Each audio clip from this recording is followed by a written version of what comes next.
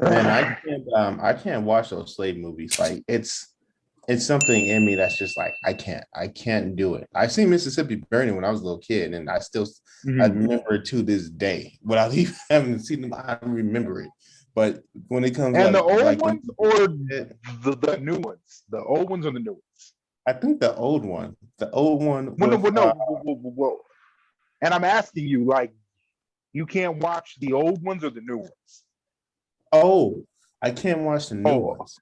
Like these movies that okay, are coming okay. out, it's like a really sensitive subject, especially because Hmm. my mom, and I have family from Mississippi. So it's like Hmm. my uncle, sorry, not my uncle, my grandfather was 108 when he passed away. So he was born in Hmm. the 1800s. He went through all that stuff, right? And it's like a lot of stuff that I'm told that went down in Mississippi, yeah, but also in the backwoods in Mississippi, the country part.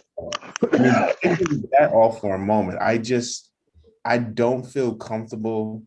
Why? And I know those movies are made to make you feel uncomfortable because it's supposed to hit something like this is part of American history, but Hmm. I just can't watch it. Like when they made that other movie, the one with what is it about, not about the Underground Railroad, but about the Harriet, one, huh? Yeah, Harriet.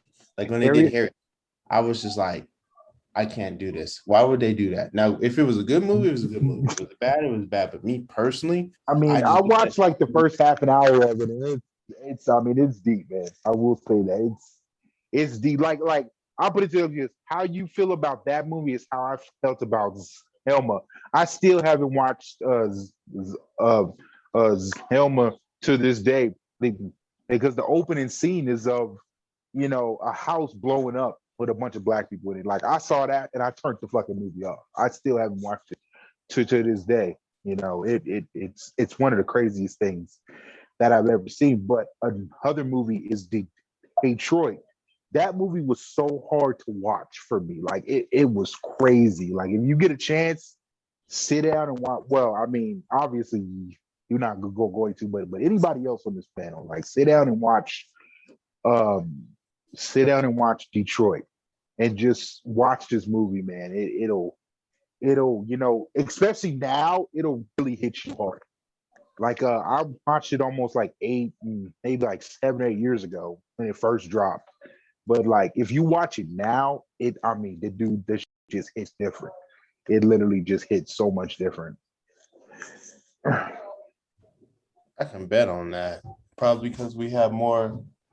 Well, we ourselves are more intelligent about it. Like when we're watching it when we're younger, it's like one thing, and then as we're watching it when we get older, that's a totally another thing to take in. Mm. But man, I'm glad that they do put movies out like that, but at the same time, I'm like, I can't. I'm just not. If we can all see it together, I'll probably see it with people. But am I going to go see these movies by myself? No, I can't. I can't do that. I better hear that there were more white people in that movie theater, though, watching that movie than it was black people. Man, No doubt, no doubt, no doubt. Well, I mean, I watch them like I think my son has watched a majority of them with me. I know that he wasn't that old that I watched 12 Years a Slaves.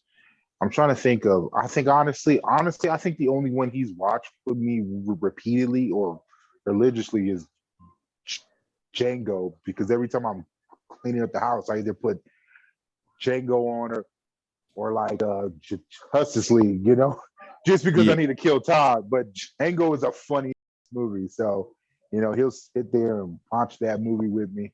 Which I feel, I mean, he's only 8. He shouldn't watch it. And kind of like whenever he's out here, sit down and watch it, no parts of it or whatever. But I feel like he gets a feel, hopefully, for without me actually having to sit down with him, teach him, or not teach him, but describe to him. Because I feel like you really can't teach kids about slavery, and because you can only describe something. And it's like, do I really want to give him the best picture out of my mouth of what these people went through. It's like I don't even know how to describe it. Like I can only describe it how I've seen it. And it's like sometimes I feel like that's not enough. I understand what you mean, man. I think that when it comes to like that, it's the best thing to do is to go to the museum, and not like the one that we have out here, but there's like the museum, and this is the sad part that it's like it's part of the Smithsonian, and it's all the way out in Washington D.C.